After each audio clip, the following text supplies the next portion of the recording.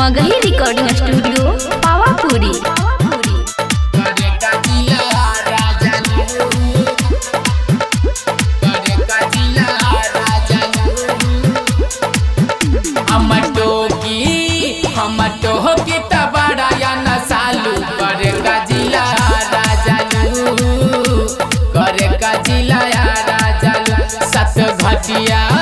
सत घटिया ये गोरिया कहालू करे का जिलाया राजालू करे का जिलाया राजालू करे का जिलाया राजालू हम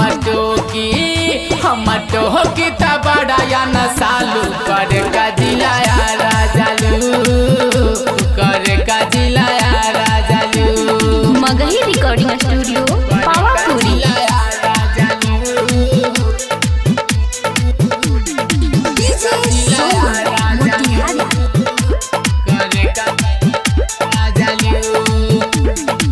छपरा में झगड़ा करा के लैकन में गोरी लड़ा के बलिया बनार धावतारू सेक्सी बजरिया बना के बलिया बनार धावतारू सेक्सी बजरिया। छपरा में झगड़ा करा के लैकन में गोरी लड़ा के बलिया बनार धावतारू सेक्सी बजरिया बना के सेक्सी बजरिया बना।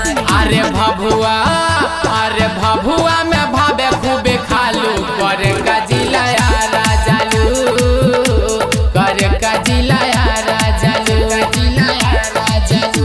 सत घटिया ये गोरिया कहालू करे का जिलाया राजालू करे का जिलाया राजालू। Magahi recording studio Pawapuri.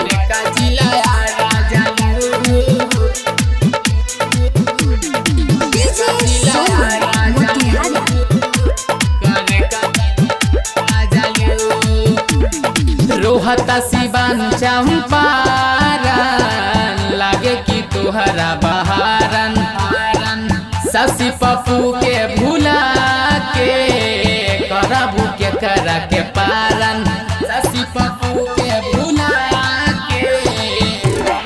रोहता सिवान चंपारण लागे कि तुहरा बहारन ससी पप्पू के भूला के करबू के करा के पारन करबू के करा के पारन। हर पवन विश्वकर्मा होवे चालू करे का जिलाया राजालू करे का जिलाया राजालू। हम टोकी तबड़ा या सनालू करे का जिलाया राजालू करे का जिलाया राजालू। Magahi recording studio Pawapuri.